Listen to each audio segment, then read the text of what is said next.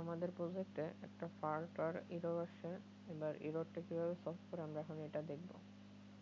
তো এটার জন্য তো ফার্স্টে আমাদের প্রজেক্টে যেতে হবে। প্রজেক্টে যাওয়ার পরে যে আমাদের ক্রিয়েট, এখানে আমাদের এররটা দিছে। আমরা যদি আমার প্রজেক্টটাকে রান করি,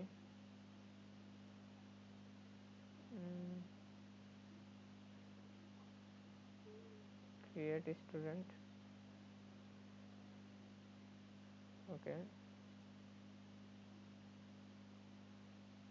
যখন আমরা সাবমিট বাটনে দিই তখন এররটা দিছে। সো এররটা দেওয়ার কারণটা কি? কারণটা হচ্ছে আমাদের এই জায়গাটায় ভ্যালুর জন্য আমরা কয়টা জায়গা নিয়েছি, 3টা। সেই জায়গায় বাইন্ড করার জন্য কয়টা স্ট্রিং নেওয়া লাগবে, 3টা।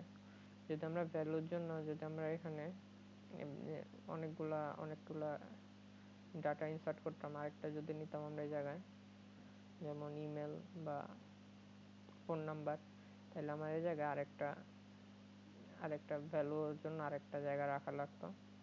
এখন এটা বাইন্ড করার জন্য আমার এখানে আসছিল 2টা এস, তার মানে 2টা স্ট্রিং ছিল। এখন এখানে 3টে স্ট্রিং দিলাম, যেহেতু আমরা ভ্যালুর জন্য 3টা জায়গা খালি রাখছি। তো এই জায়গায় 3টা। তো এবার আর এররটা আসবে না, দেখে আসে নাকি।